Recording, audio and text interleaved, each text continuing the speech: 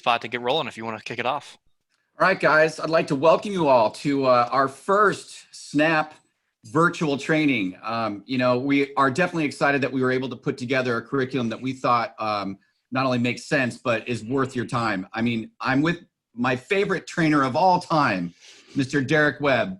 And coming from the Volutone staff, which is Southern California, Derek, you and I would have been training all the stores right now if it wasn't for all this. So here we are virtually, but getting more importantly back to, your element in training, you helped us really understand the entire line, and we're still moving through it. There's still things to find. There's still great features that we're all discovering. Today, I was hoping to put together a very quick, we've got 60 minutes, but we're obviously going to be covering, OvrC and Wattbox and remote management, which I think is probably the most pertinent part of what we're all going through right now. But again, I want to thank all our participants. Let's do this. Let's have some fun. Let's try to get some questions over to Derek that he's going to be surely stumped on. And that's hard to do, by the way. But again, we kind of put this together with Volutone in mind. So I want to welcome all my Volutone dealers, but also with MRI, CPD, AllNet, Custom Plus. We're all one big team. So as far as the SnapAV locals, Derek, you're training all of us. So with that, I highly suggest being participatory today, and we will formulate an email back to you guys, which will contain the recording of this webinar probably by end of day. Look for it around 4 o'clock West Coast time. So with that, again, I'm not kidding. One of my favorite trainers of all time. I'd like to do a nice virtual round of applause for my good friend, Mr. Derek Webb. So yep, there you go, buddy. Thanks, Derek. Thanks, Gary. How's it going, everyone? Hope everyone's doing good during these times as Siri is trying to take control right now. No, welcome. This is pretty cool for me. This is one of the first times we've done, I guess, a training that involved all of our local locations, just in terms of getting everyone together at one time. So I see a lot of names I recognize in the participant list already. For those that don't know me, if you haven't been to one of my trainings before at any of the local locations across the United States for SnapAV, my name is Derek Webb. I am one of the technical trainers at SnapAV.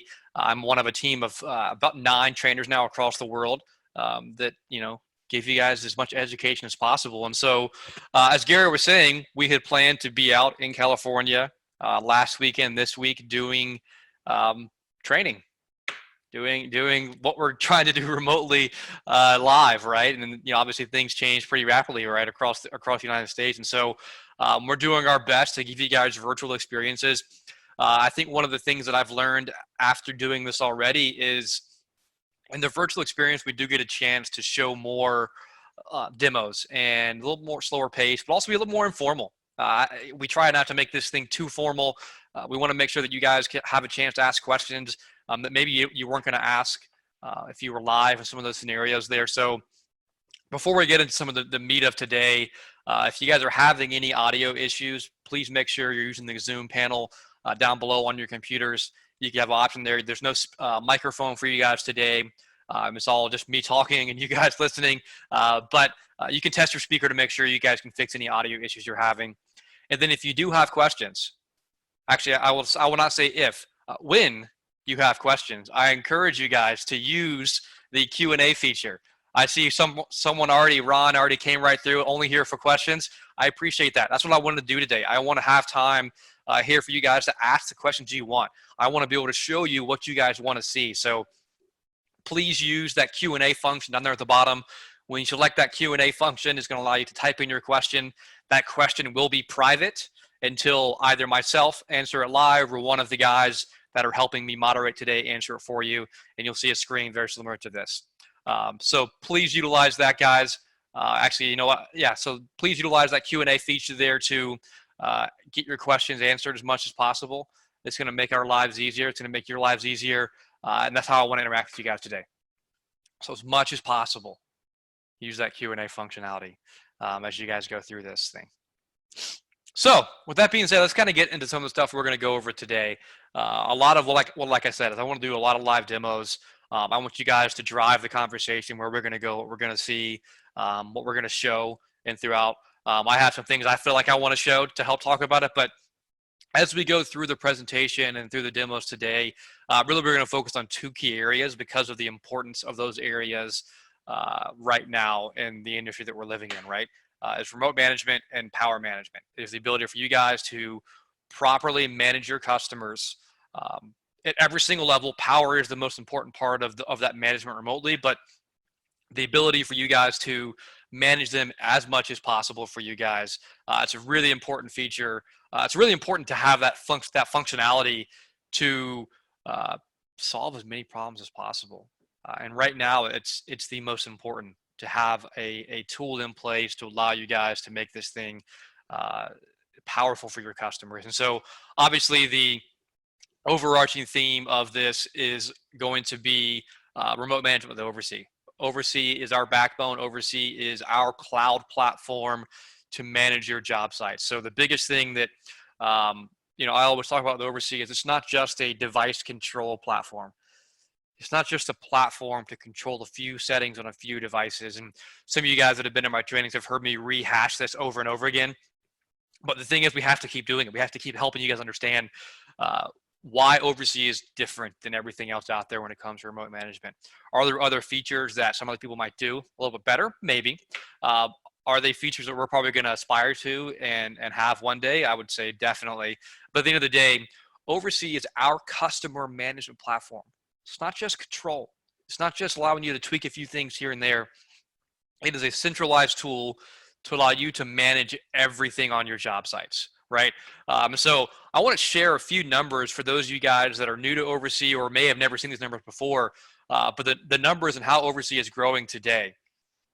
We're seeing about 10,000 users in any given month interacting with the platform. Those numbers are staying steady right now, as you can imagine. We've eclipsed 300,000 locations, and we're putting about 6,000 locations every single month as well. And we're seeing those numbers stay pretty steady right now during all of this as well, which is, it's good for us. It's showing that, integrators, that you guys are seeing the value and needing to deploy it more often. And we're past the 8 million device mark in terms of devices that are being monitored in OvrC. The platform is growing. It's going to continue to grow. You're going to see some great changes coming to the platform in the next month or two as well to continue to add functionality and benefits and whatnot. But that doesn't mean what we're going to talk about today isn't important, right? It's a big deal for us to continue to break this down for you guys and talk about what it can do. And one of the cool new things we've been talking about is we just recently started to launch OvrC internationally. Now that we are merged with Control4, we're starting to grow our international presence for the platform. Now OvrC is deployed in 84 countries around the world, which is also pretty cool. So it is the #1 cloud management platform in the industry. We're going to keep growing it to make sure it stays like that. But again, that's my 10,000 foot view real quick. I want to break down the two key components we're going to start with today. We're going to start with OvrC native integration. Specifically, we're going to talk about Wattbox a little bit today. I'll show you guys some examples of where these things fit and allow you guys to show you guys how you can utilize this, how you can actually do this for a client right this second. A lot of what I'm going to show you guys today, you can leave this webinar. You could do it right now during the webinar. You guys have the ability to do this right this second. That's really important. That's important because you can add functionality, you can add features, you can add peace of mind to your clients and to your installs right now, as long as you have this hardware deployed on your job sites. And a lot of you may have that already today. And so the first piece of OvrC that's always very unique, and it's the #1 thing that allows us to stick out. We'll go through OvrC Pro later and third-party devices, but native integration into the OvrC platform is the most important piece of OvrC first and foremost. And this is because it's the ability for us as a manufacturer to add in strong features into the platform that are native to our products, right? With Arachne's networking, Wattbox power management, binary media over IP, Luma surveillance, episode IP amplifiers, Sunbright TVs, right? This is the most important piece today that we can talk about with native integration for you guys is when you buy a SnapAV product with an OvrC logo on it, right? When that product has an OvrC logo on it, that tells you right away it's ready for OvrC. By itself, that's all you need to make sure that product is ready for OvrC. No gateway you have to buy, no agent you have to enable, nothing else you have to put on your job site and pay a subscription fee to get it running. That device is ready for OvrC right away. That is our immediate #1 feature benefit for OvrC is that. And so we're going to go through a few examples of how you guys can use that to troubleshoot remotely. But those features range from remote firmware updates to remote power cycles to remote setting changes, access to the web UI. Basically, whatever you need to do to manage that product, OvrC can do for you. It can give you that tunnel, it can give you that access, and give you that remote capability right away. Native integration, it's a big deal. It's going to continue to grow. You're going to see more devices over the coming months that will be added to this platform as well. We're not slowing down our development just because of what the situation we're in today. So it's the #1 piece right away for OvrC is that native integration. And then the second piece that I want to show you guys some cool demos here today. Like I said, we're going to be heavy on the demos. So send some questions in if there's some things in OvrC you guys want to see, if you guys want me to show. We're going to be showing this on the current platform for OvrC today. You know, we talked a little bit before about potentially doing some demos with the new version of OvrC. I have been given the strong no from my marketing group on showing the new OvrC today. So I'd hope to do that. And I know some of you guys may have been here for that, but we definitely had hoped to show that. But today we'll be using the current version of OvrC. Just note that the way that you do this, the walkthroughs that you'll see here, that's not going to change when we update our platform in the future. So just be prepared for that. Everything I'm going to show you guys today will be relevant today, tomorrow, 6 months from now, a year from now, in terms of how you're going to accomplish that. So native integration, that's what you get when you buy the product first and foremost. It is what makes your life easier. It makes your jobs better. It allows you to be on a job site and get a phone call from a client complaining about their Apple TV locking up for the 15th time, and allows you to pull out your phone, pull out your tablet, open the OvrC app, and solve that problem by rebooting it right there on the spot. That is the first thing that OvrC native integration does for you guys, is it allows you to fix problems for your clients quickly and efficiently. OvrC Home allows your clients to fix their own problems by you giving them an app to do it on their own. This is a big deal. OvrC Home is what allows you to build into the idea of service contracts and giving your clients your own app from your company to control their own systems, not home control, not a control system. It allows them to do their own troubleshooting.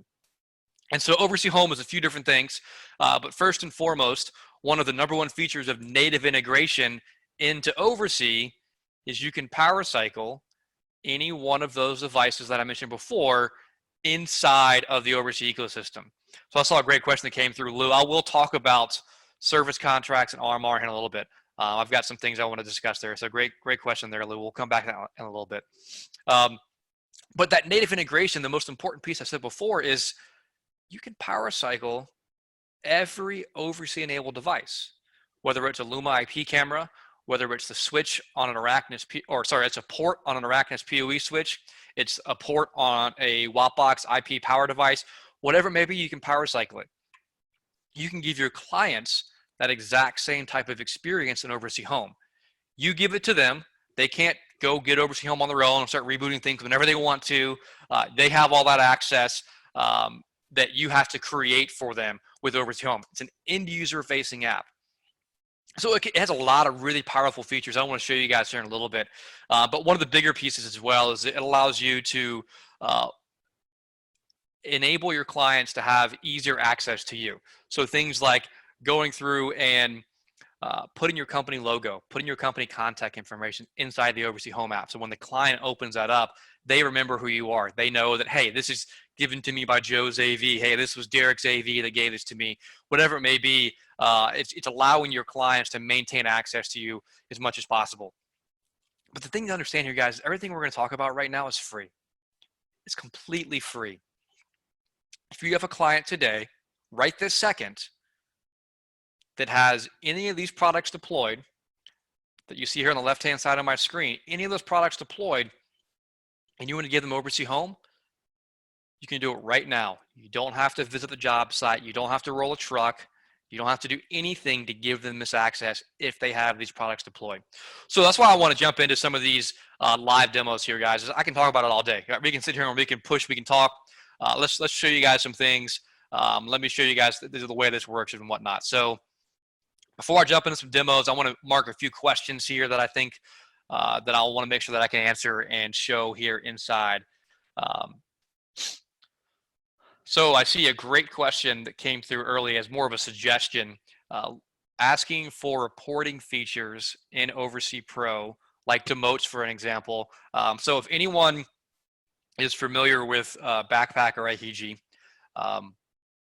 we are deep in the process, very, very, very, very deep in the process of combining OvrC, Backpack, and IHG into one platform. There are a couple of key features that Backpack and IHG have had that OvrC did not, which is reporting. So I would say that to answer your question or your suggestion, we hear you. It is definitely on the roadmap. I don't have a specific date, but it's something that we really are definitely keen on adding to the OvrC ecosystem, is reporting to allow you to see things about over time, historical information, allows you to share reports with your clients, to show what you've been doing, tons of stuff like that. And the same concept with some of those other Control4 products, specifically PackEdge, right? You'll see PackEdge available in the OvrC ecosystem down the road as well. So stay tuned for that to give some more flexibility there on top of that.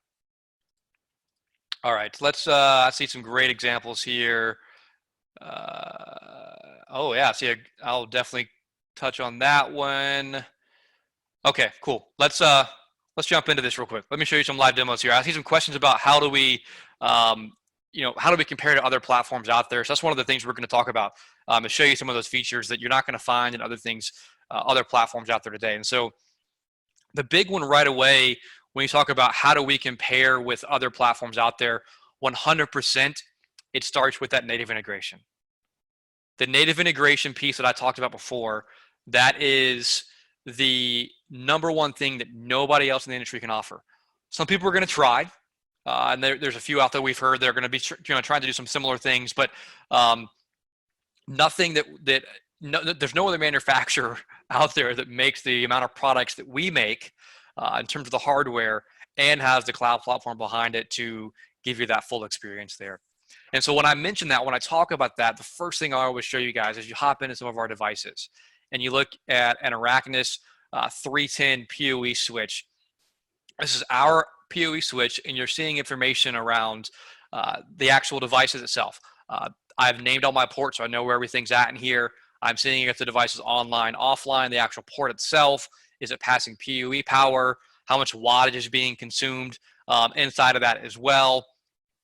So giving me a lot of that viewpoint, that flexibility to see that information, the ability to reboot, turn off PoE, dive a little bit deeper and get some port information around how much data is being sent through that port, if there's any errors being sent inside of that as well. So just giving powerful information on this screen. But then also, if there are some advanced settings I need to go in to change, right? If a client is having some issues with Sonos on the job site, and maybe I need to hop in and manipulate spanning tree to make sure it works appropriately, I can hit my Web Connect option here, and that's going to create a secure tunnel into the web UI of my Arachnus PoE switch, so I can make those spanning tree changes remotely right away. There's no port forwarding, there's no DDNS, there's nothing I'm having to do here. It sounds simple, and there's people that have similar things here, but the point is that you don't have to have anything extra. If you have just Arachnus PoE switches, you still have this access, you still have this flexibility, you still have this access to go through and make these setting changes. So we're going to do our best to always put more features in this interface in the configuration settings of OvrC as much as possible. But if there are still some advanced features that don't make sense in the cloud, we're going to give you that Web Connect option to go through and get that visibility. So it's a great example there of how to use it, how to properly show this as well. One other example I love to show with OvrC and Arachnus right away is also when you go into our Arachnus access points, is getting in-depth information on your network traffic coming through on that access point. So the first thing you see here is a traffic histogram to show me where traffic, how much data is being used. This is throughput. This isn't just downloaded over the internet. This is throughput passing through my access points. And so you can see I had a nice spike right here on April 13th around 5 o'clock. That's a lot of data. I'm actually curious what that was. But you know, that's almost 5 gigs of data coming through here. So, but the key with this is that when a client calls you, and everyone in here has experienced this, when a client calls you and says, hey, my internet's not working. Okay, well, what does that mean? What do you mean your internet's not working? What just didn't work? Well, you know, as an integrator, are you saying that nothing works? Are you saying that your internet's completely down? No, my iPad's broken. Okay, well, that's a little bit different. Internet doesn't work. Now we're getting a little bit further. Your iPad, great. So your iPad's not working. Let's dig into that a little bit more. Is it your iPad is not working all the time? Is it just it's not working when you play Netflix? Is it not working when you're in a certain part of the house? Yeah, it's not working when I'm in the bonus room. Okay, now we're getting somewhere. Your iPad is not working well when it's in the bonus room. So let's first and foremost, let's just check and make sure that your iPad is getting good signal strength. So if you can do me a favor, run into that bonus room with your iPad and let me know when you're there. Okay, when you're there, great. Oh, interesting. I'm seeing that on the bonus room AP, I'm not seeing the iPad on there. So that means that maybe it's not roaming appropriately. Maybe it's not jumping off the proper access point. Maybe I need to hop into the settings on my access points and lower the transmit power to make sure that the access points aren't too powerful. Maybe they're too powerful and they're overlapping on each other and it's preventing my devices from handing off. So maybe I'm going to try that. Oh, you're saying that it is on the access point and it's still showing a poor signal strength. Interesting. Maybe there's some type of interference going on in there. Have you added anything to the job? Is there anything new in that room? Can maybe we try a FaceTime and you FaceTime with me and show me a camera of what you're seeing in there? Oh, why is that big, metal whatever sitting between your access point and your device? Whatever it may be, guys. The point here is we want to give you guys the tools to see what's going on, to find out what's happening, right? If you're seeing these data spikes every single day at the same time, maybe we need to hammer it down and find out what device is using so much data. That's a little bit concerning, right? I've got this as my Apple TV. It's downloaded 3.5 gigs of data. That's probably I was watching the new season of Westworld last night. That's probably why I started spiking on me that you'll see in some of the examples there. So the point here is use these tools to your advantage. They're not just here to help you see a few things. They can be really helpful, not just in deployment, but troubleshooting. Again, this is a unique feature to Arachnus access points. And then if you want to dive deeper into configuration, you do have the ability to go in and configure SSID information. If the client forgets their password, you can actually change the password for their SSID here. You can look up their password for the SSID. You can disable and enable the guest network as well. And then the same concept as before. If you need access to that web UI, that lives right here as well. So if we hop back in and look at a few other devices that I've showed you guys, I want to focus on one very unique one. Some of you guys may have seen it before, but that is Luma Link with our Luma NVRs and DVRs. So when you open up a Luma NVR on OvrC today, the visibility you have is somewhat basic. It's not super advanced. And what I mean by that is there's only so much we can show you in the settings of an NVR. You can see channel status. You can see if it's online or offline. That's about it. If you have OvrC Pro deployed, which we'll touch on more later, you can see the ability to web connect into those devices as well. But what I want to show you guys is Luma Link. Some of you may already be using it today. If we were live, I would be asking all of you to, by a show of hands, how many people in the room set up surveillance systems, deploy surveillance? Most of you would say, oh yeah, I do. How many of you guys set up your systems for remote access, port forwarding, dynamic DNS, whatever it may be? You would all raise your hand and say, yeah, I do. A lot of you would reluctantly say, yeah, I have to do port forwarding. And then I would follow that up with, well, how many of you guys would like to never do port forwarding ever again? How would you like that? How would you like to never have to touch a system for port forwarding ever again? How would you like to be able to get rid of port forwarding on your job sites as much as possible? Well, that is what Luma Link is all about. And so Luma Link, the way that it works is, you'll see my iPad over here, is, again, if you guys have Luma deployed today on your job site, this is a unique feature of our Luma systems. If you have Luma deployed on your job sites today, Luma Link is available for you right this second. And so give me a second here. Let me pull mine up. Oh, I see why it's doing that. Here we go. So the way Luma Link works is it creates a cloud connection from your device to our cloud, and then in our cloud, in OvrC, all of your devices, all of your Luma recorders are already there. Their information is there. There's no QR code. There's no putting in IP addresses. The way Luma Link works is it creates that communication, that connection point to OvrC, and OvrC becomes your cloud connection to your recorders. No port forwarding, no dynamic DNS. So if I opened up my Luma app for the very first time and I went to my device list, what you're going to be presented with is this screen here, and I'm going to have to manually put in the IP address information, username and password and port info for every single recorder every single time I add it. That's boring. That's annoying. That takes too much time. What if I get a new phone? Oh, sorry, you're going to have to put all that information again. That's not fun. In the Luma app, we have a Luma Link option here, and it allows you to log in to your OvrC accounts to have access to your systems. So when I log into my OvrC account in this section, I click sign in, it's going to register that I signed in. If I go back to my device list, now every single OvrC enabled Luma NVR and DVR that you see on my devices here on the left-hand side from my customers are in my app right away for support. No port forwarding, no dynamic DNS, no extra setup I had to do there. I logged into my OvrC account. This feature can be turned on and off if you would like, but now I have access to my systems right away. I hop in, start live view, and my cameras now are available right away. You can see the speed of that. It's not a slow connection. There's no lag in that connection. That's a powerful feature. That is free. That's only available on Luma NVRs and DVRs. Yes, there are similar solutions out there on the market that you may have heard of with things that are point-to-point or whatever it may be. This is a similar connection type, but this is using OvrC to make it much faster and much easier. Also for customers that have concerns over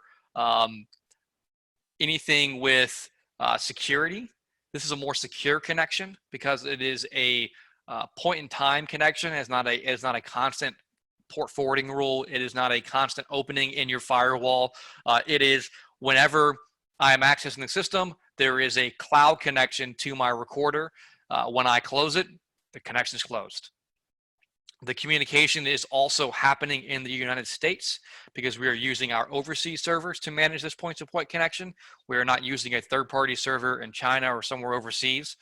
This is a OvrC connection, which is really important to talk about when it comes to security and the types of times that we're in these days. And so this is a great feature to talk about the power of OvrC when it comes to our surveillance products. Luma Link allows for immediate remote access to your Luma NVRs and DVRs.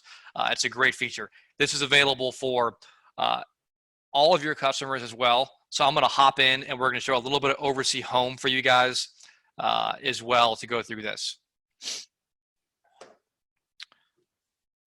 So I'm going to hop back over to the OvrC section here, and I'm going to catch a few questions here on Luma Link before I hop in and talk about OvrC Home.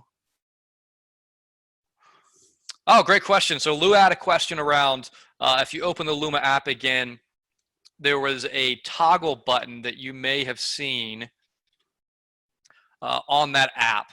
And that app, that little toggle button on the top right, what that does is if you go into your devices, you have the ability, if you edit that device, you can hide it from your device list.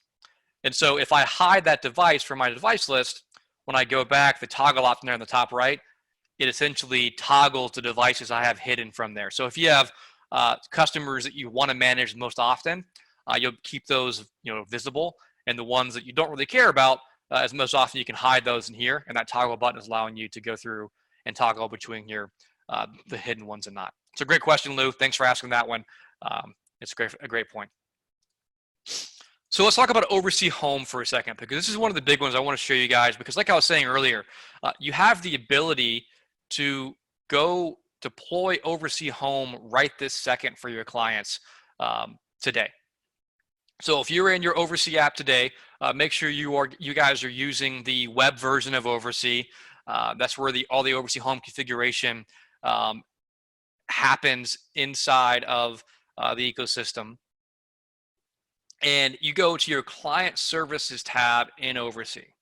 So to deploy OvrC Home, the very first thing that you have to deploy is inviting your customer to your account. That's where it starts. And so when you invite your customer to your account, you invite them first, and you put in their username, email address, and their password information. So you create their initial password. They can always change it. I'll show you guys what that looks like here in a second. But you create the initial login, and then once you invite them to your account, it is then going to send them an email saying that Joe's AV has invited you to their OvrC Home account. Please click this link to download. And this also is a point of contact for you because we're not going to send them the password for their account. So you would want to either follow up via email or follow up with a phone call, letting them know that, hey, I just sent you guys an email inviting you to my OvrC Home account. Here's your login information. Go ahead and log in. If you want to change your password, you guys can do that. And so what I want to do here, guys, is I am going to bring up a little bit of both things here. So I want to show you guys my OvrC Home account while I'm also showing you guys what's happening from the desktop interface as well. So give me a second to get this thing deployed so you guys get an idea of what this is going to look like. All right. So now once you guys have your system there for your clients, they'll have to log in for the first time, and they'll have a screen similar to this. We're going to go ahead and we're going to delete this command that I just created here, so it's going to be blank. The OvrC Home experience is extremely fast. What I mean by that is that if I leave the app and I come back in, you're going to see that that's all gone. So by default, you do not have to give your client any control over the OvrC Home app. What I mean by that is all the settings that are available, they don't have to be there for them to have access to this. But what they still see is your contact information and the ability for you to still contact them, email them, tell me I need you to fix my stuff, whatever it may be. This allows you to stay out of the texting battles with your clients and whatnot, and encourage them. I tell people that day one, even if you're not deploying any of the features that OvrC Home can give you in terms of control, you can still deploy the app and give them control and give them visibility to you as a dealer, right? You have their phone number, their email address, everything here for you is in that app. On the left-hand side here, you'll see I have all that information there in the app as well. But we're not here to talk about just that. We're here to talk about, let's give the client an issue. So how many of you guys, during all this, insanity we've been in, right, the last couple of weeks, month or so, how many of you guys have had that client that's called you 4, 5, 10, 15 times to fix that same device over and over again? I'm sure some of you have, and if you've not, I think you're all lying. There's probably that client you wish would stop calling you for help. There's also some clients, the complete opposite. They don't want to call you, right? They feel kind of bad having to call you every time to solve that one issue. And there's some clients that they feel like that they deserve the ability to fix their own problems. They spent $20,000, they spent $50,000, they spent $150,000. They shouldn't have to call you every single time one little thing happens, right? The satellite box locks up, whatever it may be. The way OvrC Home works is when that client calls you again, if you have OvrC Home deployed for them as an app already, or you want to go ahead and deploy it, invite them to the app, you go through and create that command. And so the way the command is going to work is you are going to come in and, oh, give me a second here. Let me pop this over. Oh, awesome. Come on, Reflector. You're going to give it a name. We're going to call that Fix TV. Once you give it a name in the app itself, we're going to, like I said, we're going to call it Fix TV. You select an icon that's unique to that. So the TV icon here is a great one. It could be a satellite box. Once you give it a name and select your icon, all you have to do is select the devices you want to be a part of this reboot macro. So the example that I gave, earlier, or actually not the example, what I mentioned earlier is that every single native OvrC device, right? Every single native OvrC device can be reset, rebooted, power cycled through OvrC and OvrC Home. All of our devices have that ability. So if I want to reboot an entire Luma NVR, if I want to reboot an entire Arachnus unmanaged switch, if I want to reboot an individual access point, if I want to reboot individual ports on a PoE switch, if I want to reboot individual outlets on a Wattbox, you have all that control inside of here. And so I know that I have my handy dandy Wi-Fi Wattbox. That's a great feature here. If you guys have not seen this piece yet, we're going to talk about Wattbox in terms of deployment and setup here in a second. But this is our Wi-Fi enabled Wattbox. Wi-Fi enabled Wattbox. You can put this bad boy anywhere on the job site, have it connected to Wi-Fi, and have control. It just so happens I have one of those sitting in my systems right here. I want to reboot that outlet on this device. I'm going to give them that control. You could pre-set up a Wattbox, ship it to your client, tell them to plug it in, and you could then give them this kind of control if you wanted to as well. That's some of the cool things you can do here. So we're going to use the Wi-Fi Wattbox as the example. It's sitting behind my TV. It's connected to my Apple TV and my DirecTV box. They love to lock up. Let's solve that. Once I pick my devices, I can add more devices into the macro if I would like. Up to 5 separate devices can be added if you wanted to in that system. So I could say I want that Wattbox and also my 12 outlet power strip added into the ecosystem as well. I want to select some different options within that device. Let's find, there we go, some different options in that device as well. So I could have 5 different devices, but if those devices have multiple options, you're not limited there. And then I can put a delay on that command. Once the customer presses it, I want to make sure that they're not pressing it over and over and over and over and over again, trying to get it to work, right? We don't want them to keep pressing it over and over and over again. And so you can delay that command for 2 minutes after it's been selected. Once I create that event, I click save. And so right now, nothing is there, right? I click save, but literally as fast as I created that event, I can close my OvrC Home app, open it back up, bam, my setting is there. That macro is there. The point here, guys, is that in the time it takes for that client to be on the phone with you to you go fix that, you could be creating this command and giving them access so the next time they have that issue, they don't have to call you. They can open the app and get access to that right away. This makes your life faster. It puts the time back in your life, guys.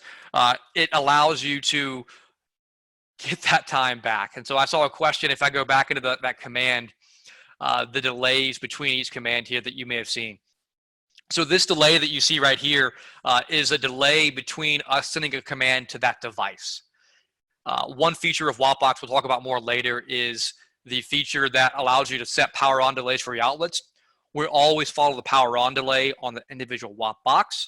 This command is putting a delay between when you talk to each device. The reason for this would be maybe you have modems and routers you want to separate appropriately in this kind of event or whatever it may be. But the point here that I just showed you guys is that creating this command takes 30 seconds. If your clients already have OvrC Home on their phones, this makes it even faster.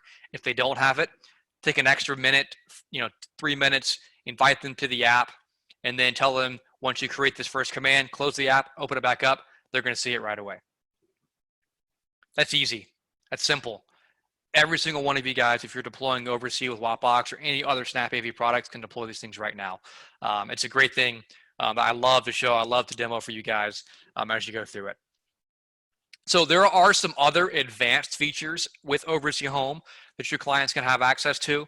One of my favorite ones is our Wi-Fi access control or Wi-Fi device profiles. So I'm going to delete all my profiles that I have created in my app today because I've made a bunch of them over time here. Let's get rid of some of these things so that I'm not clogging everything up. So if I want to enable the ability to allow my clients to go in and create schedules to set experiences up for what's happening in these ecosystems, I can, with Arachnus access points, create experiences where my client can have Wi-Fi access schedules, essentially where the ability to add and remove devices from Wi-Fi, the ability to schedule when people have access to Wi-Fi, those things can all be available within OvrC Home with this experience here. So as you saw before, I had this turned off. It is now turned on in my Wi-Fi deployment experience here. And what you can do as the owner, as the OvrC installer, you as the integrator, you can create profiles for the client from your OvrC interface where you're giving the profile a name. You're adding the devices that are on that profile based off what our Arachnus access points can see in the experience here. And then once you have created that profile, you can then set schedules for that profile when devices have access and whatnot inside of that ecosystem. This is easy, but at the end of the day, this is more time for you. This is more things you have to do to make this thing work for your clients. And so, what I recommend is create one profile, and then the client, or actually, if you just create the profile for every person in the home, and then the client has the ability in the OvrC Home app to still see all of the wireless clients on their network. So you can see this is my access points at home. This is my home network. You can see in OvrC Home, I'm looking at all the access points, and I'm looking at where those devices are at on those access points. I also have the ability to go into the actual profile itself and edit what devices are on that profile as the client, right? This is your client can do this, so that maybe they bought Sue a new tablet, and you want to make sure that you add this into the profile. Once they connect it to Wi-Fi, they can come into their client list here and find that device as well. These names you see here that show unspecified, as long as you name these devices in OvrC, we do our best to grab the host name of a device in OvrC when we discover it. It doesn't always work. If you have OvrC Pro deployed, or you log into the web UI of an Arachnus access point, you can rename all these unspecified so you know what they are a little bit better for your clients and whatnot. But I can select a new device, and I can save that information, and that adds that device now into Sue's profile. These are all tools that your client has the access to do. Now, they don't have to if you don't want them to, but the point is you're giving them Wi-Fi control. This is allowing them to control the Wi-Fi over their entire home. This is a unique feature for Arachnus access points. And on demand, not only does it follow the schedule, I can have it go through and follow the actual, and I apologize for that lockup there. Hopefully that was something simple. I can have them go through and pause Wi-Fi on demand for their clients or for their end users in the home. They can edit the schedule or add a schedule for that system as well whenever they want to. They can also pause Wi-Fi for every device. As I keep moving too fast here, this is great for live demos, guys. Bear with me. Every day I can pause Wi-Fi also on demand for the entire home at one time. So everyone's sitting down at dinner, you want to do this, pause Wi-Fi for the entire house. It doesn't pause Wi-Fi on every single device. It just pauses the Wi-Fi for every device that's inside of all the profiles you see here on the screen. So that's Wi-Fi access control. And again, these are tools, these are features that I can turn on and turn off. I don't have to give them control. So if I disable this in OvrC Home and I close out of the app and open it back up, those features are now gone. I can see my wireless devices in my device list here, but I can't do anything. I have no control over that. Same concept here over in OvrC. We also have content filtering and network security settings. So this is a global feature that allows you to restrict access to certain types of websites based off of this feature. And so once you turn that feature on and I save it, it'll take a little bit of time for it to happen inside of the network. But if I open up OvrC Home again, the feature will be there now. But as an OvrC Home user, once it fully loads into here, you also have the ability to turn that feature on and off inside of OvrC Home as well as the client, because it is a global feature, so it will affect every single device on the network in terms of access to certain types of websites. And so if the client wants to turn it off, they have that control to disable it in here as well. So as you can see, it's turned on right now. As the client, I could turn it off if I want to get access to those websites temporarily in that experience as well. So OvrC Home is a powerful tool to give you guys tons of flexibility, tons of control across your job sites. It's an important tool to have to make your clients' lives easier, to give them more control. Like I was saying before, it's available right this second for you guys. You can deploy this right away for your clients. So I saw a question around, does that feature actually turn off the actual radio? It's a great question. We do not turn the radios off on the access points with the SSID, the network controls feature. We are using MAC filtering to block access by MAC address of those wireless devices. I know some people have asked about having that feature. That's something that we're looking into the best way to do that to make sure you're not turning radios on and off too much. But it's a great question in terms of, does that turn the radio off, or is it actually just blocking it? So we are blocking it on a per device level from getting access to it. So great question there. Then I saw another question around adding a wired device to this control profile as well. That is a feature that we are working on. Our new routers that we deployed, the 110 series and 310 series of Racknish routers, allow us to do that much easier. So it's definitely something we are working on to bring to the table down the road for you guys to have that kind of flexibility and control. And then I saw a great question around, can you schedule a PoE shutdown? So we cannot schedule PoE to turn off on a per port basis today. Those are things we are working on. You'll probably see it first with control system support. We are working on control system drivers to allow you to do those types of controls to power down an individual PoE port.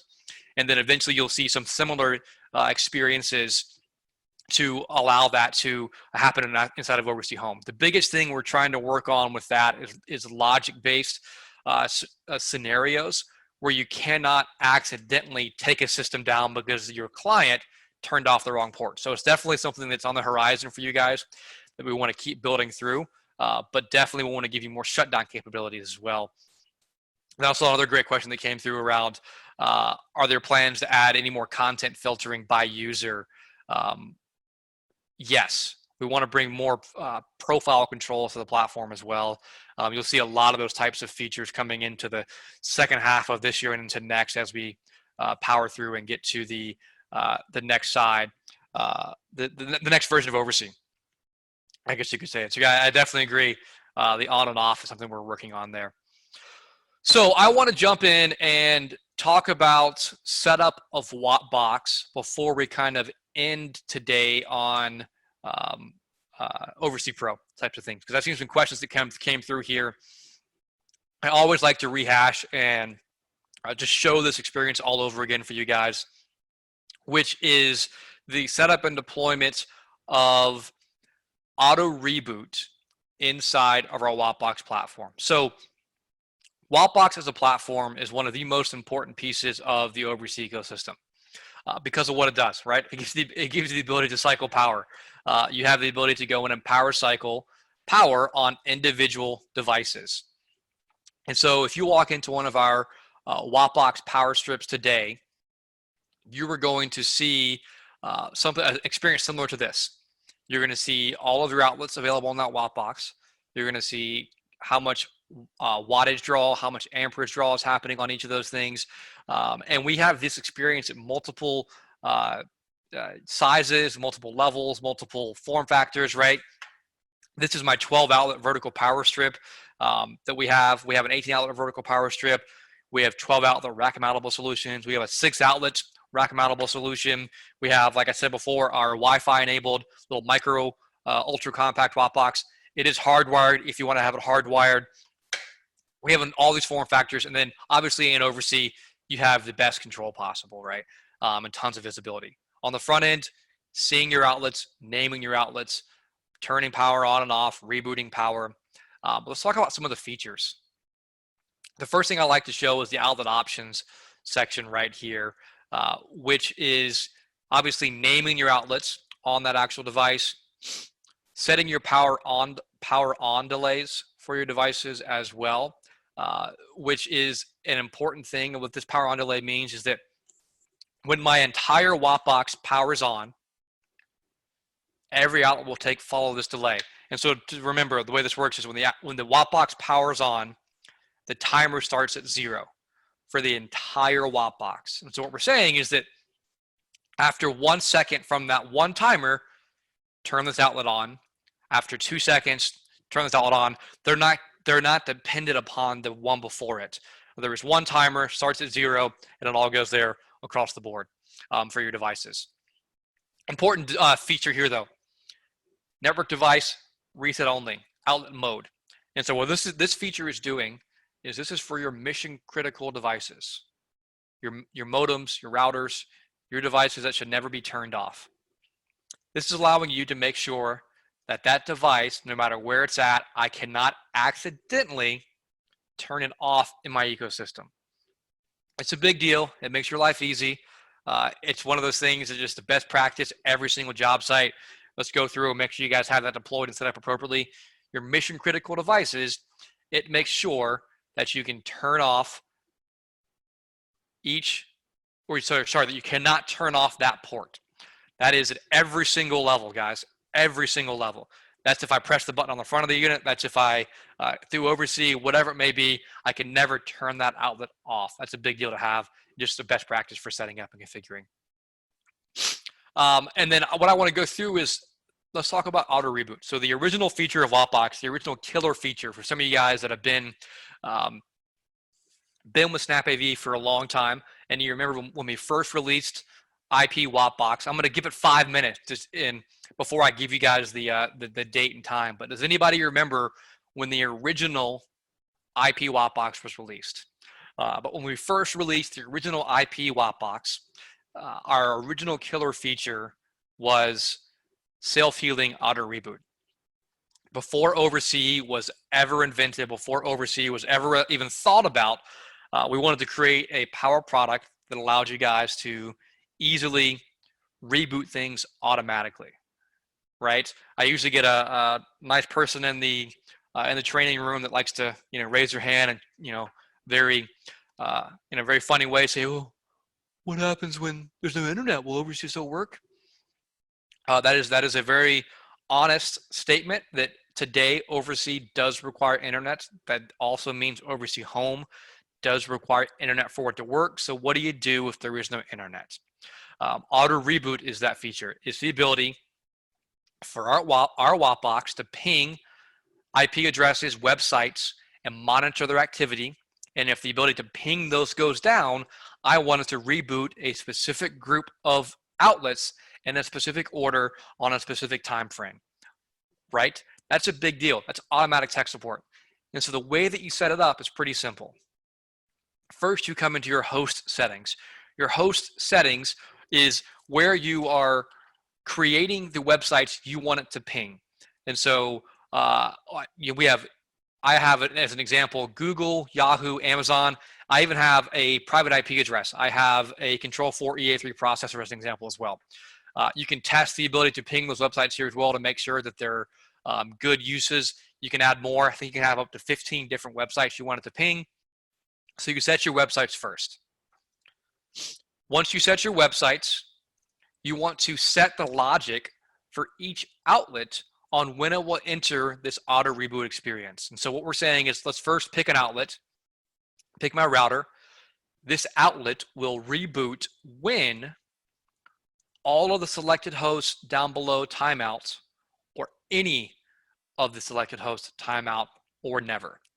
I recommend, if it's for internet issues, it should be all of the selected hosts timeout, and only use websites as that functionality, that logic, right? Because it's very possible that your internet could go down, but local communication is still active. So make sure your internet-based auto reboot experience, your modems and your routers, are only talking to websites, not local IP addresses. Otherwise, it won't work, right? Because you're probably going to have local communication when internet goes down. So, and you want to also use all selected host timeout. What that means is that Yahoo, Google, and Amazon all have to collectively lose the ability to be pinged from the Wattbox. That means that internet is probably down. Doesn't mean the website's down, it means the internet is down. But if I have it set to any, there could be an outage at Yahoo. It's happened before. And if Yahoo goes down and I have this set to any, that means that my Wattbox may enter an auto reboot experience because I can't talk to Yahoo anymore. So for internet related reboots, set it to all selected host timeout, pick your host, websites only for the internet reboots. And then you want to come through and set your logic around what is a timeout event. And so a timeout event is what has to happen for this timeout to occur. So my example here, I am saying that it has to reboot, or it has to power cycle 15 seconds for 15 seconds 5 times in a row. So we're saying that a timeout interval is 15 seconds 5 times in a row. 15 seconds 5 times in a row. So that's the amount of time, and then how many consecutive times is that happening before I enter into an auto reboot state. So what this is saying is that essentially internet has to drop for 75 seconds in this home for it to enter into an auto reboot event, and it will reboot the outlets I have selected in the previous step. So I recommend that you don't make this number super short, because it's very possible in some of those rural type environments, some of those rural deployments, there may be spotty internet, right? Internet may drop for a second here and there. Internet may drop for 15, 20 seconds here and there. If it's too sensitive, you're going to get a lot of reboots. You don't want that to happen. So I recommend you have a good number there. 75 seconds may even be too little. You may want to go closer to 300 seconds, right? Some of those examples. And then the next two options you see here are time interval after auto reboot. So this is saying that after an auto reboot event occurs, I want to delay the auto reboot enabling again for 15 minutes. So that if there is an extended internet outage, I don't just reboot outlets, come back online, and immediately start trying to reboot again. Because if there's a 20, 30-minute outage, I don't want to keep rebooting over and over again too fast. And then similar concept, building on that time interval, I also have the ability to set how many attempts am I going to try to auto reboot before I give up. When I say give up, it doesn't mean we're going to turn everything off. It just means that we're going to stop trying to reboot, and we're going to leave the devices on until internet connection, until my pinging attempts come back. Once I regain internet connection, it will then re-enable the auto reboot functionality for you right then. And so, this again, as a recap, I have to time out for 15 seconds 5 times in a row, so 75 seconds total. If an auto reboot does occur, I am going to set this to say that it will not try and reboot again for at least 15 minutes, and then it's going to try that 5 times in a row. If after the 5th attempt, it doesn't come back online, let's leave everything powered on until we get connection back. And at that point, we'll re-enable the auto reboot feature for us. And these reboot commands, they all follow the power on delays you have set here. And so you want to make sure that every time your power comes on for your devices, that my modem comes on first, 60 seconds, my router comes on, 120 seconds my control system comes on, whatever it may be, the auto reboot experience will follow all of your power on delays you have previously set in your setup and your experience there. So I saw a question coming through around power on delay as well. So you can have that delay longer, but that is a fixed setting, right? So in terms of how you want that to happen, you could technically, if you have a control system, you could make longer delays that could supersede this potentially. But from the Wattbox experience, that delay is fixed here as well. So I saw some good questions coming in on top of that. So let me see if there's any other questions that relate to this before we kind of move on a little bit. If you guys have any other Wattbox questions, please push them through to me. We're going to jump into OvrC Pro because we're over an hour now. I want to make sure that we get plenty of questions for you guys as well. And so Troy, I wanted to just recap there. Today, there was no ability for your client to turn off an outlet in OvrC Home. We only give the ability to power cycle an outlet in OvrC Home, no ability to power off inside of OvrC Home. It's definitely an aspiration we're working towards, but no ability to power off. And then I saw, so great question. Brian asked, does this feature work for all Wattboxes? Every IP-enabled Wattbox has the ability to use auto reboot, all the way down to this little guy right here. Every IP-enabled Wattbox has the ability to use auto reboot. So this is my one right here. This is a Wi-Fi Wattbox. Every single one has the ability to enable auto reboot. As you can see, the features are right here on this unit as well. So great question there. We want to make sure that that's one of the cool things about OvrC and our Wattbox line. The Wattbox ecosystem today, the feature sets are very similar on every single piece of hardware. The only thing that really changes as you go up in series of our Wattbox products is you get more outlets. The actual feature sets, though, are very, very similar across the board to make it easier on you guys when you're buying the system as well. Let me see if I can grab a couple more questions here. I see some good ones that I have gone through. Let's see here. We do have notifications. So you may have seen a couple of things here. I didn't really touch on it yet, and I apologize for that. But if you look in our configuration, we have these safe voltage threshold settings. These settings are not settings for some reason I'm not able to grab it for right this second. But these settings are not to control how the Wattbox will work, but to control when you'll be notified for those types of things. So if you go into your activity log of your actual Wattboxes, this is especially important on our new ones that have more visibility. When I say new ones, our vertical power strips and the micro ones here. The activity log will show you if you're exceeding the safe voltage settings you had set beforehand. So if you go over, say you have it set to notify you if I exceed 112 volts incoming AC, I want to be notified of that. I can have that experience as well. And so the activity log is a great way to go back through and monitor what's going on inside of your ecosystems as well.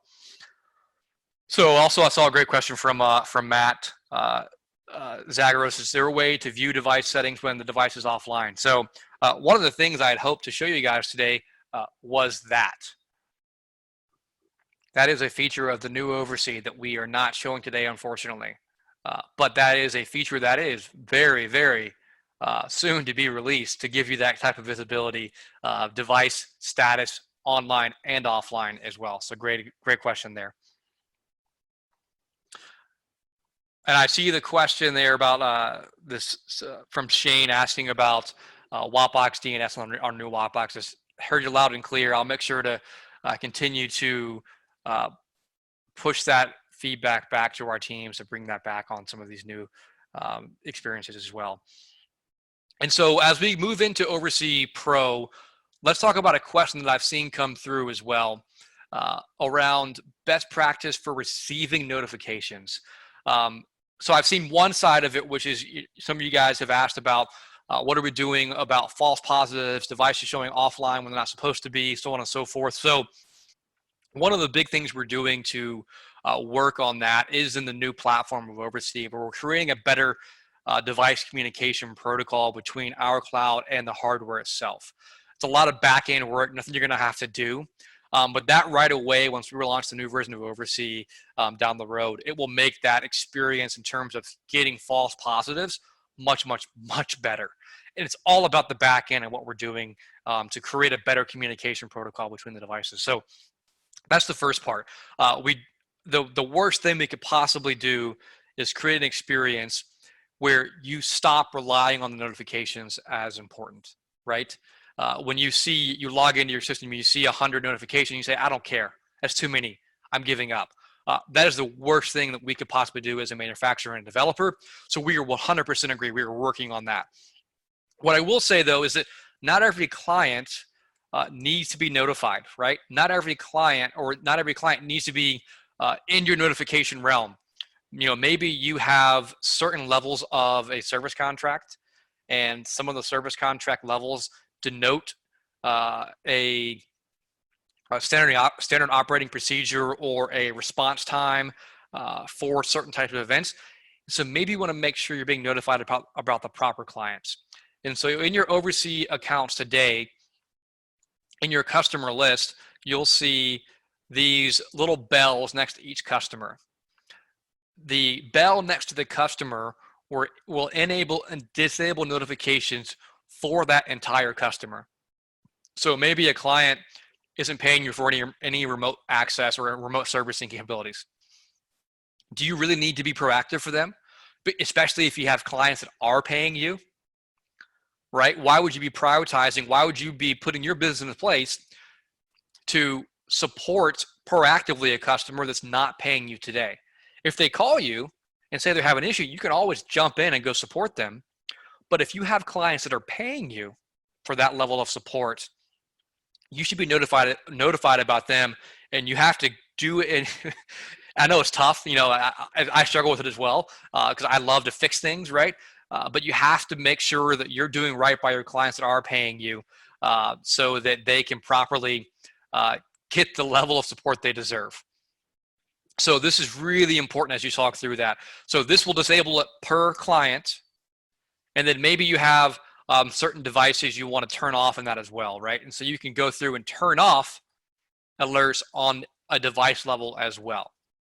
So in terms of notifications, I recommend the clients that are important, the clients that really, really deserve my support, or they're paying me for my support. I want to be notified of them. The ones that are not, I will support them when they have an issue, but I'm not going to be proactive in that sense. But at the end of the day, do it for what works for your business, for your clients, right? That's something that's really important to make sure that their life is a little bit easier in terms of support. So notifications, that's how they work. If you go to your notifications, section in OvrC, it will group notifications per job site so that you're not being notified. So for example, if we didn't do this today, if my job site went offline, I will get a notification for every single device individually. We used to do that. It sucked really, really bad. Some of you guys that have been with us, I think it was about 4 years ago, we had I believe Amazon Web Services went down, which caused OvrC to go down. That's what really is what requires OvrC to go down. And every single one of our customers got a notification for every single OvrC device on every single job site. Oh gosh, that was not fun. I was in tech support at the time. It was not a good time. So we've done a lot of stuff there to make sure that this is a little bit easier. One of those is that we linked or we combine outages together. So for example, if you have a bunch of clients on Verizon Internet, if all their systems go offline at one time, you'll be notified on a customer level, not a device level, to make sure that the experience is there.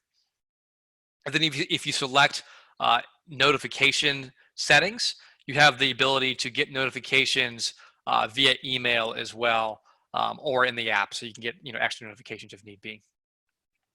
And for those that didn't know, I bet a lot of you guys didn't. We did add last year two-factor authentication for your OvrC account. So I get a lot of people that have concerns and questions about OvrC and the security of it. So OvrC in and of itself is a very secure platform in that there's no way for the only way for someone to come in maliciously from the back end is for them to hack into Amazon Web Services, which would be a major issue in and of itself. On your accounts are only as secure as your passwords. And so I recommend that you have an OvrC login for you as the owner, and you create OvrC logins for every single technician in your company, because you have the ability to delete technicians if they go rogue, if they get fired, if they move on, whatever it may be. Same concept there is you have the ability to enable two-factor authentication on your account.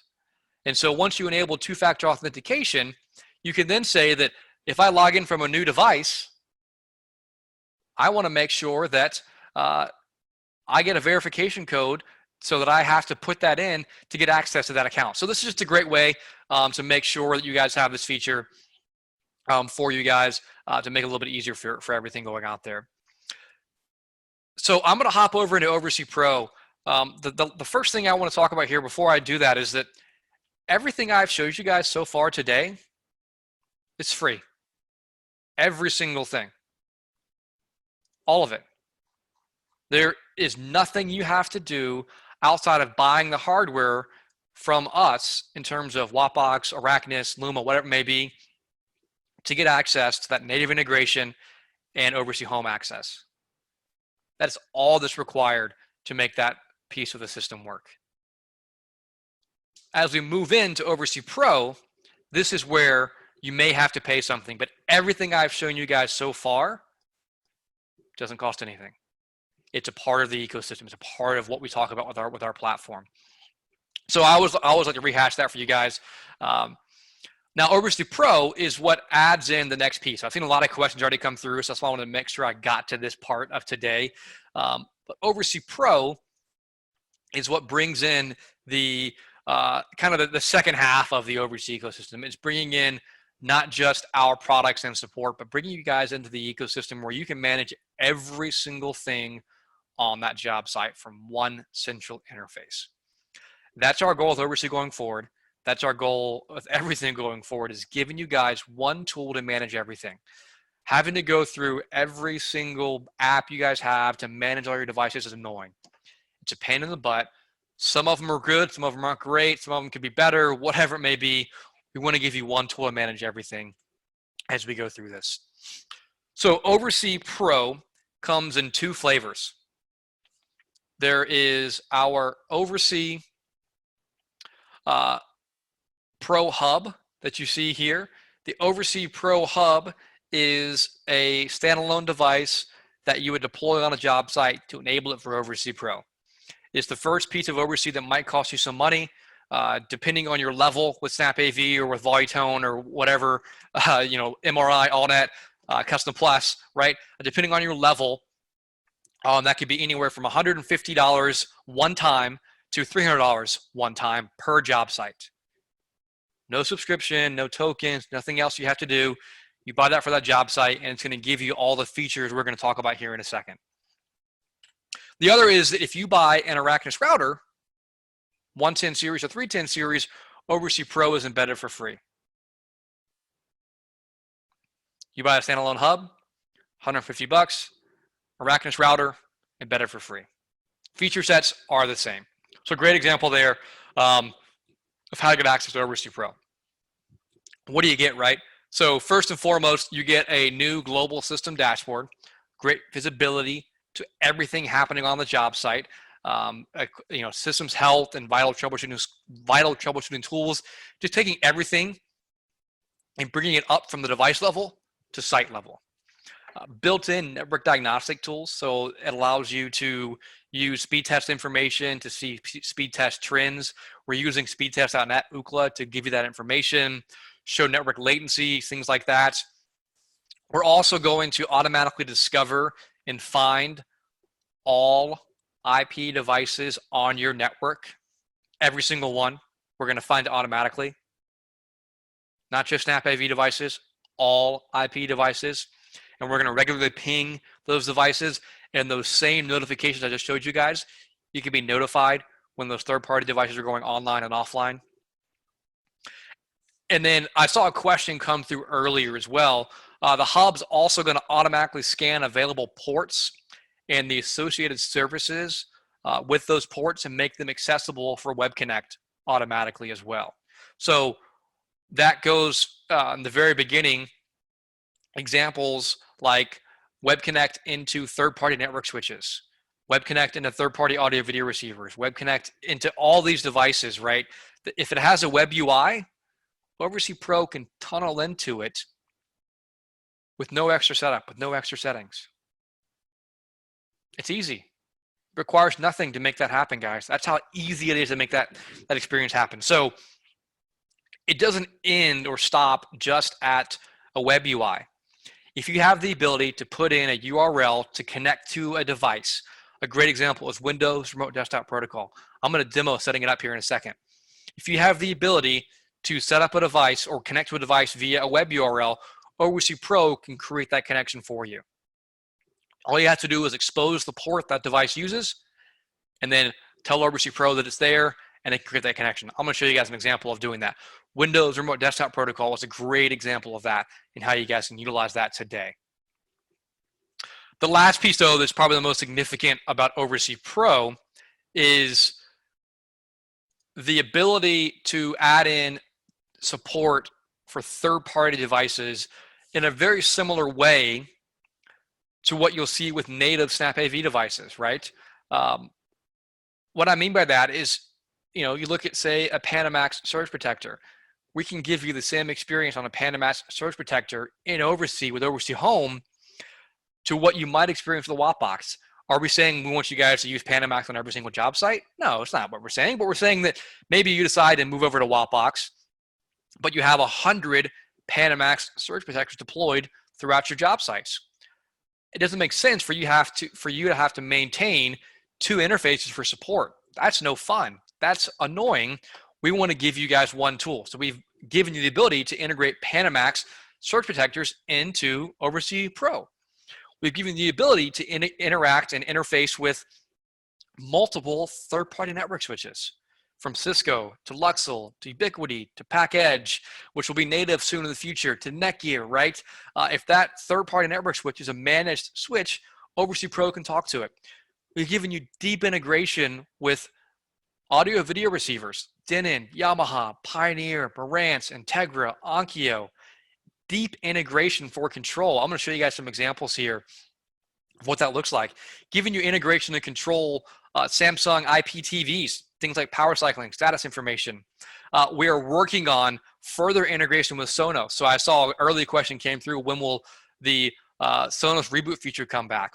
We used to have the ability to reboot Sonos products through OvrC Pro. Sonos made a change to their API. It's made a change to their API that broke that on our end, unfortunately. And I saw a few questions come through around other devices that used to work that are no longer working. So I've made notes to go back and check on those appropriately as well. But those are important things, right, to allow you guys to get access to these features here. So let's demo some of these, right? Again, like I said, I can talk about it all day, but that's no fun. Let's show you guys what it looks like here. And how this can work. The cool thing with OvrC Pro is there are so many features and experiences that you're going to find with OvrC Pro that we don't even know about, because the way we develop OvrC Pro is we do a few things. We develop by looking for open APIs from manufacturers that you guys use most often. We develop by that manufacturer creating an API for us, or we develop by that manufacturer saying, hey, all my customers keep asking for OvrC. How do we make it happen? And then we give them an API and they develop for us a better integration, a better hook. I did see a question, can we as programmers create drivers for third-party device integration? So not really today. The best thing that you guys can do is continue to work with that manufacturer, because we're talking to these devices in a little bit different way than, say, a control system would talk to those devices as well. So I encourage you to submit that feedback to us on devices you're not seeing. Continue to submit that feedback to third-party manufacturers that you want to be on OvrC. We're working on ways to make it easier for those manufacturers to develop for OvrC as well, and to make it a little bit faster. But the way OvrC Pro works is once it's on that job site, once you plug it in, that job site automatically becomes OvrC Pro enabled. You just have to add that OvrC Pro device to the job site, and once it's there, it's Pro enabled. The customer's name will be green. You'll see the Pro icon there at the top of the customer, and then you'll see internet speed test information. This is my new global dashboard. I'll see a histogram of my internet speed test over time. I'll see all of my Arachnus router devices. I'll see all of my wireless devices across all of my access points, all from one screen as well. So a lot of great info right away that you can see. But the best stuff, like I said, if I hop in and I scroll down below all my SnapAV devices, and I look for these globes. These globes are all my OvrC Pro discovered devices. So the differentiator here is that if there is a green icon next to that globe, that means it has some deeper integration than normal. So for example, Apple TV, man, I would love to have some deep integration with Apple TV. Is it ever going to happen? Probably not. That's an Apple thing. They are not going to open it up for us. Maybe one day, but I doubt it. So no integration there, but I can get the ability to rename that device, and I can get a notification if that device goes online or offline if I want to. And then I get some information around IP, MAC information as well. That's just basic integration today. But if I go to a third-party integrated device, I can get some better information that I wouldn't have had before. So if I select, say, a package switch. So this will become a native device soon. Actually, you know what? Let me go back. I'm going to go to a demo account here. We have better examples here on this demo account. I am going to go in and select, oh, so we still don't have the Cisco switch back up and running here. But same concept. If I select a package switch, you'll see a similar experience with other third-party network switch manufacturers, where I'm going to see all the port information. I'm going to see if it's online or offline. I'm going to see PoE status. I can turn PoE on and off. I can reboot PoE across the board for that device. I bet this Cisco switch isn't enabled for SNMP. So if you guys have network switches that are not working in OvrC Pro today, make sure you have SNMP turned on. So what I'm showing you right now is I am web connecting into the UI of the Cisco switch. I clicked web connect, I'm in. That's a Cisco switch sitting in our office, you know, somewhere that I have access to right away. Again, every third-party device that has that web connect option here, you guys have the ability to tunnel into and get access. That's a really cool feature to give you guys more control, more flexibility across the board. Some of my favorite devices that make this are Marantz and Denon and Yamaha AVRs. I've seen a few questions come through about Luxel and support with OvrC Pro. We're trying to understand what happened there. It really should only require SNMP to be turned on with within the network switch itself. If something has changed, they may have changed something on their end.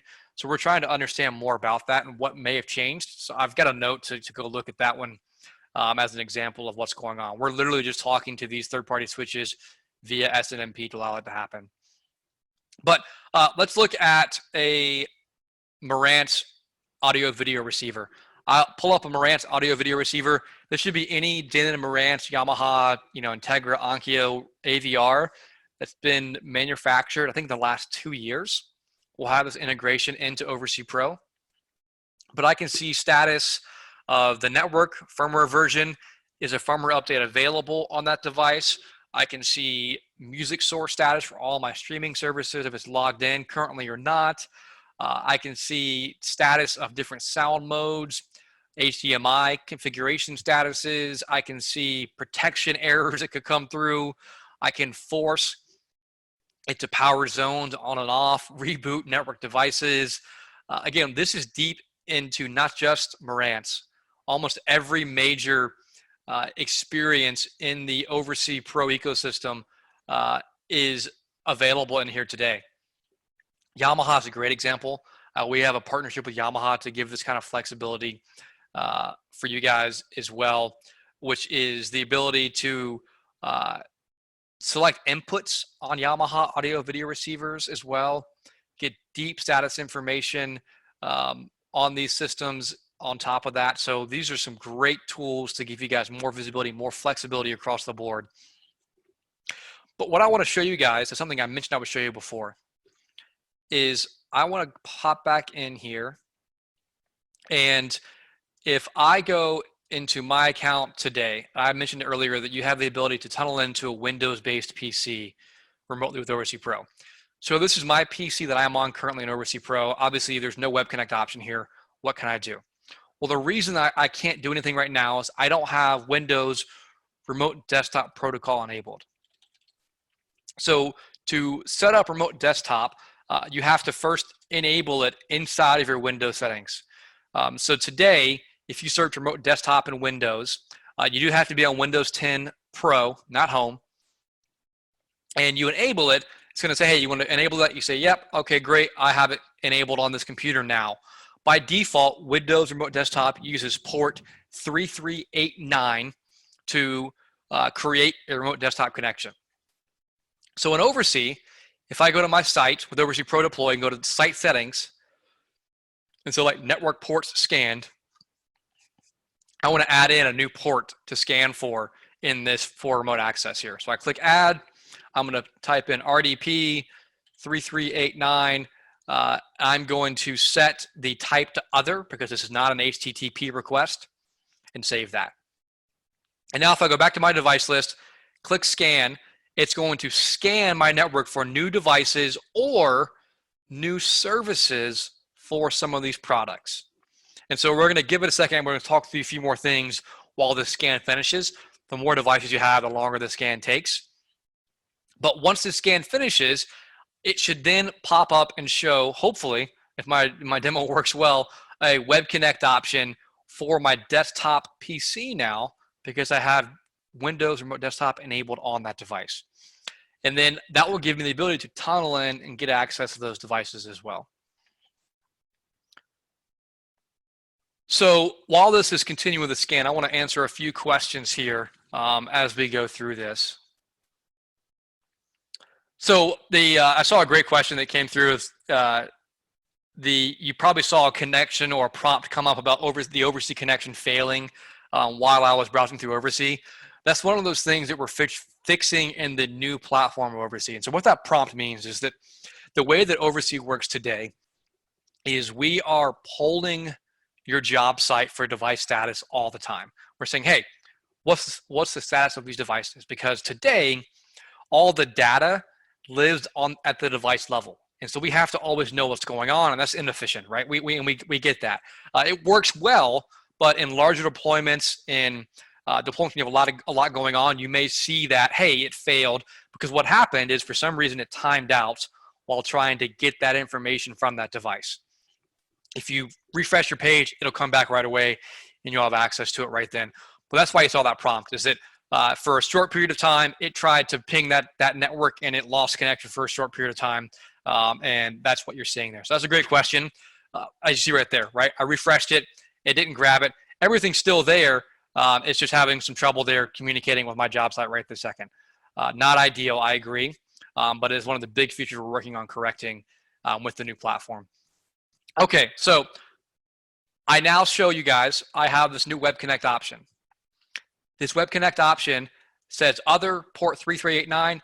If I click open connection, this is creating a secure tunnel through OvrC. And when it's finished creating the tunnel, I'm going to have this URL. And so now, if I grab that URL, I open up the Windows Remote Desktop app on a computer, you'll see right here, and I dropped that URL. None of you guys use that on your end. Don't do it, because you can get into my PC if you have my password.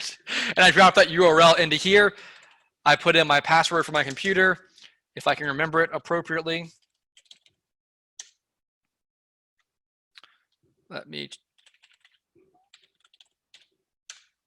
I know that's working because I'm getting the prompt for a password. I have to remember that. There we go.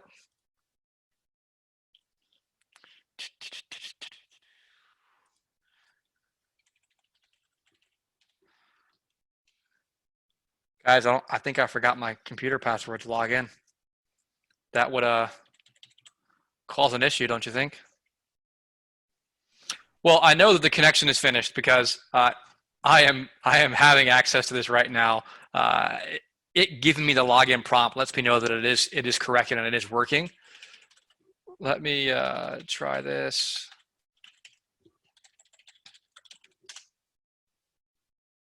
It also may be having an issue because we are sitting here on the computer that I'm trying to access as well. But the point is, that's how easy it is to deploy that, is you just have to enable a remote desktop on that PC, expose that in the network port scan of OvrC Pro, and you have remote connection to that PC right away. It is a very valuable tool to have. I recommend that you deploy little mini PCs on every job site that's important for this purpose. So as an example, the little Intel NUCs, right? Intel makes these little NUC machines, they're $300. I know this because we actually just bought Intel NUC machines for all of our Control4 training centers to support virtual Control4 automation programmer. Same concept here. Deploy a little mini PC in the back of that rack, and you'll always have a PC on that job site you can connect to using OvrC Pro, which is a really, really important feature there to give you guys that kind of flexibility and that kind of control. So awesome features there across the board. Thanks, Matt. Yeah, forgetting my password. I'm like every other client. You are completely right. I am embarrassed right this second that I am in this scenario, not being able to remember my password. That's what I get for doing a live demo and not testing it first. So guys, we're kind of getting to the end of what I plan to show you guys. I'm going to go through and I'm going to answer some of the questions that have come through as well. There's a lot in here, so I probably won't get to every single one. But I encourage you guys to submit some more if you want to. Stick around, ask more questions. We'll kind of make this a little bit of open Q&A. If you got to run, I get it too. We'll have a recording of this for you guys down the road. But I want to grab some more questions as they come through here as well. So we covered some of the auto reboot stuff. So one of you guys asked earlier about RMR and scenarios to help make money from OvrC. So actually, hopefully, a lot of you guys are subscribed to CE Pro. The latest edition of CE Pro actually talks about a customer of ours and what they're doing with remote services and RMR and creating those packages. So I can't tell you guys what the best price is, but what I can tell you guys is that the key with RMR is being consistent and actually following through, having a plan in place to actually support your clients, which is a really big deal, and making sure that in those packages that there are usable things, right? And so in the example that one of our dealers use in CE Pro is offering after-hours support at a monthly charge. As you go up in series, right, going through and offering proactive support as you go up in price points. And then at the next price point, offering OvrC Home as the end user app to give them that kind of control, right? And so the key is to incentivize them for that. And I think a great example here is, I'm not saying you guys should go out and start charging your clients right this second for OvrC, but I think this is a great example for you internally to start getting your clients in the habit of what these tools can do for them. So that when our economy kicks back into gear, right, when we get back to normal as a industry, hey, Mr. Client, remember that tool we were using during this whole pandemic? Remember that? It was pretty cool, right? So typically I charge my clients for this, but during this time I was running a special where I wasn't doing that. This is part of my remote service plan that I use. Usually, I charge $50 a month for this to be proactive or whatever it may be. But the point here is you got to get your clients in this process. A lot of them may not like it at first, and we get that. But you are the most important person here. You guys have to keep your business healthy. And having these service plans are really important to allow that to work, but you have to make it desirable, right? You have to make the clients realize that they do need you and that you do have great tools to support them at the end of the day. I get it, but you guys got to make money too, and wasting money on service calls is not a good one there. So if you guys haven't read it, it's in CU Pro. It's one of our it's a great article about one of our dealers doing it today, and kind of what they charge for service plans. Every company is different, but you don't have to have multiple levels. Just have simply a remote service plan. If you're on my service plan and you call me, I'll fix your problems remotely for this fee. If I can't fix it remotely, I'll charge you this much for a truck roll versus my standard higher price number there. So that's the way you guys are going to continue to make money is through service contracts. I encourage you guys to keep pushing for that as well. Let me see if I see some other questions that are going to be good to go through here. Okay, so I think some of these we've definitely gone over live. Yeah, so I saw a great question suggestion that came through around firmware updates. So today in OvrC, when you want to do a firmware update, we will notify you when updates available, but you do have to go and select that update. So I mentioned earlier Backpack and IHG. So one of the tools they have today is batch and scheduled updates. That's a great example of a tool we want to bring into play there to make that a lot easier for you guys. So that you can schedule these updates, you can do the batch update or whatnot. But today, it is a manual update that you have to select. When you select it, it'll tell you what that firmware version is going to do and whatnot as you make that update happen as well. Let's see here. I see some logic questions that I agree with. I see some good suggestions that came through.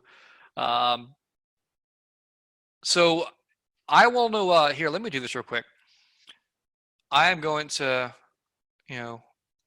ask that you guys that see certain devices that used to work in OvrC Home, or sorry, OvrC Pro, that no longer work or giving you guys fits, please email me. I'm going to forward all of those to our group that is responsible for that. So please email me. I'll put my email up on the screen right there. Please email me if you have examples of those, of when those things happen. Because I see some things around Luxel. I see some things around Ruckus and Ubiquity as well, and Ubiquity. So I want to be able to look at those individually and kind of point those out to our team that's responsible for that. So feel free to email me so I don't forget every single one of those. But that I definitely want to make sure that our team sees that and can show that as well. Let's see here. So hopefully I showed a question that Mark asked about Cisco SG series switches. So the integration that you'll see in a Cisco switch is just like you saw in that pack edge switch that I had the example of earlier, in terms of showing all of the functionality for power cycling PoE, things like that. And you also have access to that web UI for it as well. I have gotten the question a lot recently about a dark mode in OvrC. I don't know if we're working on one, to be honest. I need to go back and ask. That's something that Armand pushed through. We'll have a dark mode in the new OvrC. The new OvrC looks better, but I don't know about a dark mode. I agree, though. I would appreciate a dark mode of the platform. That's a great suggestion. Carlos asked, can you add an extension cord to the outlets on a Wattbox and have control over it? So you can. What I would say is that you want to do your best not to put too many other power devices on a single outlet of a Wattbox. You can also extend power further away from the power input of a Wattbox. So definitely that's something you can add if you need to. So I saw a great question from Brett around Arachnus routers. When will dual WAN be supported on Arachnus routers? That's funny you asked that. I have the beta version of the firmware currently downloaded and I'm going to deploy on my system at home today. So usually our beta cycle is between 30 and 60 days. sometimes faster if we see really, really good results. So I would say stay tuned on some extra Arachnus router features coming down the road. So great question that came through there. So let's see here. Let's see. So I saw a question come through around what would prevent prevent OvrC from recognizing a Wattbox. I can only say I would encourage you, because you submitted it anonymously, to follow up via email there. The only time a device won't add to your OvrC accounts is if that device has been previously added to someone else's account, or if that was a device from a beta cycle. Essentially, the way that we do set up OvrC is that we upload the MAC address of every device, or we upload a MAC address scheme to say that these specific devices can be added to the platform.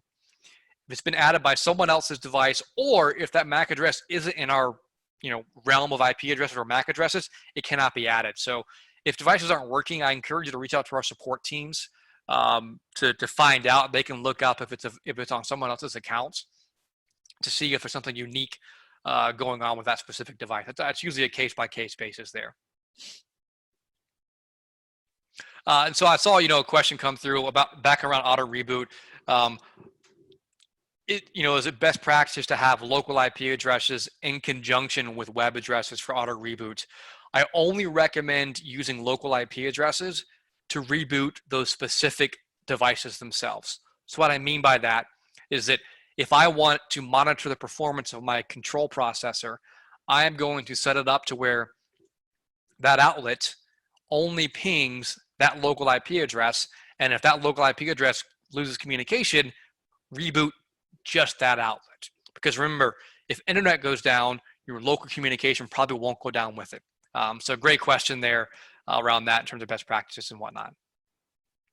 I think I grabbed some of the notifications that came through there, questions. Let's see here.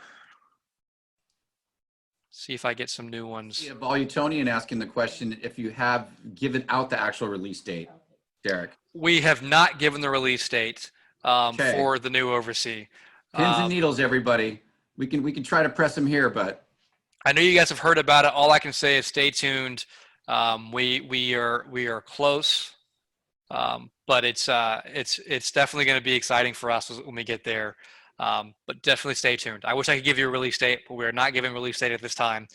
Just stay tuned. Any other questions you've seen come through, Gary, that you want to make sure we grab? I'm still kind of scrolling through a few of these as well. No, but there's been some great questions. I mean, what a great 90 minutes we've had. I know some of you guys got to bounce off, but remember, I'm going to send everybody an email that was on this today, which was almost 200 people. And that will have a link to our YouTube channel with this video, with the complete video on there. So thank you guys so much. Continue. Derek's obviously contact information will be on that email. Continue to roll the questions in. And remember, we will be back here again Thursday morning, 9 a.m. So if you guys want to hop back on, and there's always some different coverage that happens in these things. But no, again, if you guys got to bounce, thank you guys so much. And Derek, thank you so much for being so in depth with this. I mean, so much stuff today. I mean, I'm just writing down some of the topics that we hopefully can have answered, and we'll continue the conversation. OvrC Pro, the RMR stuff. Yes, was a question. I can include that link from CE Pro. I'll find that and get that out to you guys too. Yeah. I didn't expect so much Luma today, which was fantastic. Yeah. Obviously, I saw one question that Shane has asked me a couple of times. I want to make sure I cover it because he wants that question answered. So around, can you link multiple Wattboxes on a site together for auto reboot? And so today you cannot do that. That is a great question. And that is one of those things that we are building towards with a new platform is virtualization, is that hardware is just hardware, software is everything. So today the auto reboot is fixed to that Wattbox on its own, but we have goals to expand upon that and create some of those more virtual experiences as we go forward. So great question, Shane, is doing that virtual linking of devices. It makes complete sense. Eli has a question, and I think I know Eli, and obviously when we do these, we always run some type of special, but in this case, since it's all of the SnapAV locals, tell you this, Eli, if you went to Volutone right now, I think you might see a Lutron OvrC piece that might interest you, and it is on special. So check it out, you guys. All right, guys, I think we're coming to the end here. I saw one final question. Is there an OvrC driver for Control 4? There is no OvrC driver for Control 4, and there's no need to have an OvrC driver for Control 4. Every SnapAV device has deep integration in the Control 4, obviously us being one company now. And then the actual Control 4 processors will communicate into the OvrC ecosystem, no problem. And that's only going to get better as we continue to roll out our integration going forward as well. So guys, thanks again. We really appreciate it. We had a lot of fun today. You've got my email address. Feel free to shoot me an email. Like Gary said, if I missed your question today, sorry. Come back on Thursday and we'll answer some more of these things. If you guys have time, send them via email. Everybody stay safe. I hope to see your faces live in person not too much longer as we go through these things. But thanks again, guys. Hopefully you guys learned some stuff today, and we'll talk soon. Thanks again, guys. Look for my email a little bit later, and be safe out there. See you later. Thanks, Gary.